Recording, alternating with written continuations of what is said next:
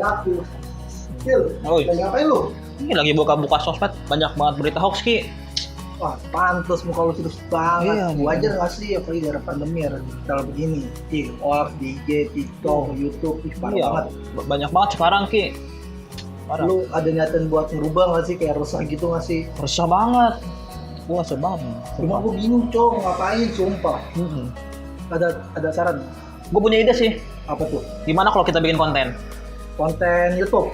Iya, benar. Tentang edukasi, implementasi Pancasila.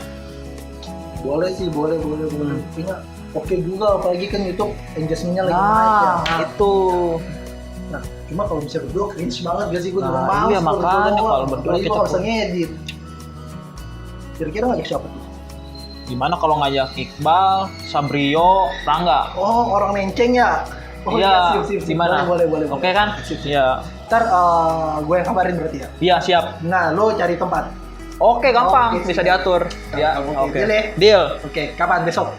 Besok aja. Oke, sip. Iya. Oke, ayo. Duluan nih gue. Ya, udah. Hati-hati lu. The next day.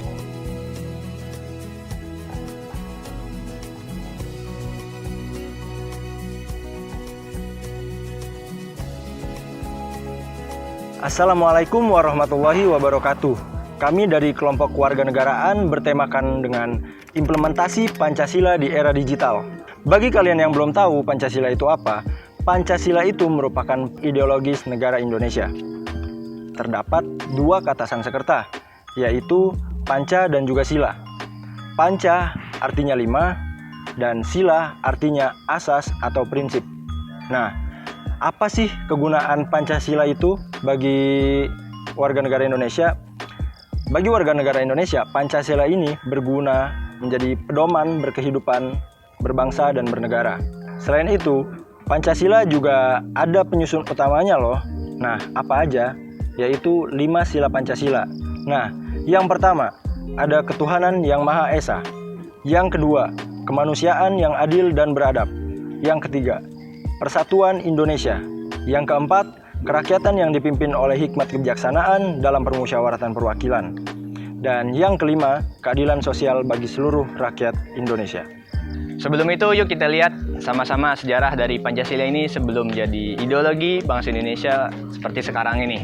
Yuk kita balik mundur ke tanggal 29 sampai 1 Juni 1945, di mana ada 3 tokoh, yaitu Dr. Supomo, Muhammad Yamin, dan Insinyur Soekarno yang menyampaikan 5 poin tentang perumusan dasar negara. Di kesempatan itu pula, Insinyur Soekarno menamai rumusan dasar negaranya itu dengan nama Pancasila. Dan short long story, rumusan dari Insinyur Soekarno tersebut terpilih oleh para anggota sidang dan akhirnya bisa jadi sekarang ini. Tapi nggak selesai sampai di situ aja teman-teman. Tuh. Jadi Pancasila ini lanjut lagi ke sidang panitia 9, yaitu sidang panitia kecil di PPKI. Itu jadi dirumusin sampai jadi kurang lebih mirip-mirip gitu kayak sekarang ini gitu. Pada tanggal 22 Juni tahun 1945. Dan sila-silanya bisa dilihat. Tapi untuk sila yang pertama ini bisa dibilang cukup kontroversial karena disebutin sila ini hanya mendukung oleh umat Islam saja, sedangkan di Indonesia terdiri dari berbagai macam agama yang ada gitu. Jadi akhirnya direvisi kembali dan pada tanggal 18 Agustus 1945 akhirnya Pancasila disahkan oleh PPKI dan menjadi ideologi Indonesia sampai saat sekarang ini. Nah, teman-teman, kan tadi kan teman saya Iqbal udah menjelaskan tentang sejarah dari Pancasila.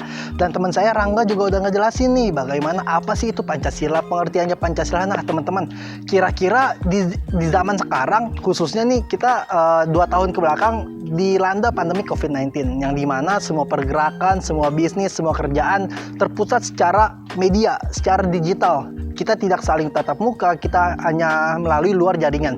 Nah, gimana caranya, gimana tantangan, gimana implementasi dari nilai-nilai Pancasila yang sudah kita pelajari dari sila pertama, kedua, ketiga, keempat, dan kelima diimplementasikan, dipraktikkan pada era digital ini. Nah, maka dari itu kami dari kelompok kewarganegaraan akan membahas itu sesuai dari sila pertama, sila kedua, sila ketiga, sila keempat, dan sila kelima. Jadi, saksikan ya. Nah, selanjutnya kita akan membahas tentang Pancasila. Sila pertama yaitu ketuhanan yang Maha Esa. Nah, di sila pertama ini kita mengetahui bahwa seluruh warga negara Indonesia itu wajib meyakini dan mempercayai adanya Tuhan yang Maha Esa. Karena kita meyakini dan mempercayai adanya Tuhan yang Maha Esa, maka dari itu kita semua sebagai warga negara Indonesia itu wajib memiliki agama. Nah, seperti yang kita tahu, agama yang diresmikan oleh pemerintah di Indonesia yaitu ada Islam, Kristen Protestan, Kristen Katolik, Hindu, Buddha, dan juga Konghucu. Nilai-nilai Pancasila di ruang digital yakni sila pertama. Ada membina kerukunan hidup, anti penistaan agama, menghormati dan menghargai perbedaan agama, serta toleransi.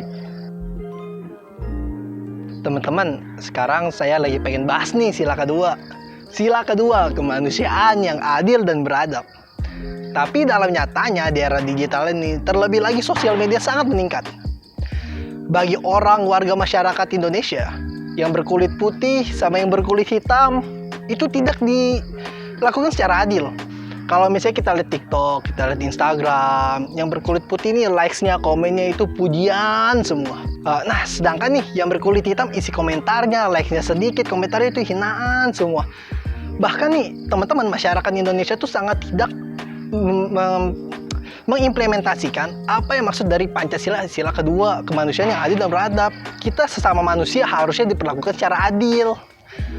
Jangan karena si A nih artis kita dibela. Contohnya yang kemarin salah satu afiliator. Padahal dia udah jelas salah.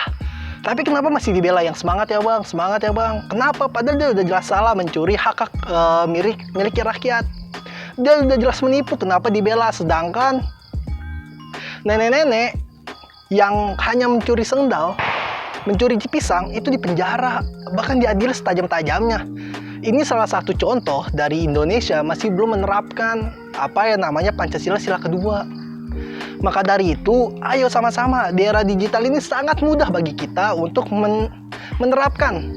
Dari mari kita berkampanye, membuat video TikTok yang isinya mengajak kepada orang-orang, mari kita perlakukan secara adil, secara beradab, biar negara kita, khususnya Indonesia, masih terjaga satu kesatuannya.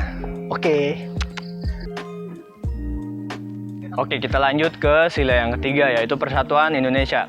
Nah, kata persatuan ini bisa dibilang memiliki makna yang cukup powerful jika kita mengamalkan dalam kehidupan kita sehari-hari. Sampai-sampai semboyan kita yang ada di burung Garuda tuh yang di kakinya itu berbunyi Bhinneka Tunggal Ika, yang artinya berbeda-beda walaupun tetap satu jua. Yang memiliki arti walaupun kita berbeda suku, agama, ras, dan budaya, kita harus menghormati satu sama lain dan menjaga kerukunan antar individu. Tapi teman-teman pernah berpikir nggak sih gimana sih cara menerapkan nilai-nilai persatuan ini di kehidupan kita sehari-hari? Ada dua cara gampang yang bisa teman-teman lakuin. Yang pertama itu teman-teman harus jaga ketikan teman-teman. Karena jika kita salah ngetik gitu, khususnya di kolom komentar orang lain gitu, maka bisa terjadi rasa dengki, rasa iri, bahkan perpecahan gitu. Terus yang kedua, menggunakan jari teman-teman untuk berbagi kebaikan. Untuk sekarang ini banyak platform berbagi kebaikan seperti kitabisa.com ataupun yang lainnya yang bisa berdonasi kepada teman-teman kita yang kurang beruntung gitu atau membutuhkan bantuan kita gitu. Makna sila keempat Pancasila menggambarkan demokrasi yang dijunjung oleh bangsa Indonesia. Pada makna sila keempat ini dapat dilihat bahwa bangsa Indonesia mengedepankan demokrasi di atas apapun. Dan keputusan negara pun harus berdasarkan pada makna sila keempat ini. Setiap warga negara Indonesia wajib mengetahui makna sila keempat ini karena dapat dijadikan sebagai nilai-nilai demokrasi dalam kehidupan sehari-hari. Adapun contoh implementasi dari makna sila keempat ini yaitu sebagai berikut. Yang pertama, mengedepankan kepentingan bersama di atas kepentingan pribadi maupun golongan. Yang kedua, menerima keputusan dengan bijaksana dan lapang dada. Yang ketiga, dalam musyawarah harus memiliki akal sehat dan disertai dengan hati nurani yang luhur. Oke, di sini saya akan membahas Pancasila, sila kelima yang berbunyi keadilan sosial bagi seluruh rakyat Indonesia. Bunyi Pancasila, sila kelima mempunyai arti yaitu bahwa seluruh rakyat Indonesia harus mendapatkan keadilan sosial yang merata. Itu artinya kita seluruh masyarakat Indonesia memiliki derajat yang sama di mata hukum dan juga negara.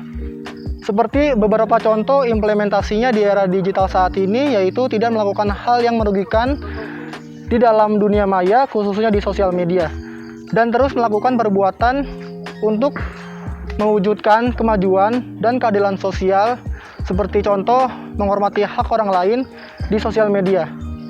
Menjadi masyarakat Pancasila di era digital memiliki tantangan yang harus dihadapi dalam hal keterbukaan, kemudahan, serta akses informasi sebagai ciri era digital.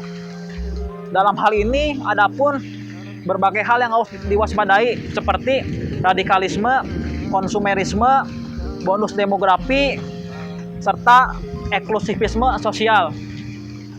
Kesimpulannya adalah nilai Pancasila sangat mudah diimplementasikan di era digital pada saat ini. Salah satu contoh yang paling mudah adalah menggunakan sosial media dengan bijak dan terus mengikuti perkembangan zaman pada saat ini. Bisa juga mulai dengan cara mencintai diri sendiri, keluarga, teman, lingkungan, dan juga negara. Sekian video dari kami. Jika Anda menyukainya, jangan lupa like dan subscribe. Dan jika Anda mempunyai pertanyaan, diskusi, atau saran, bisa ketikkan di kolom komentar di bawah. Terima kasih. Sekian. Assalamualaikum warahmatullahi wabarakatuh.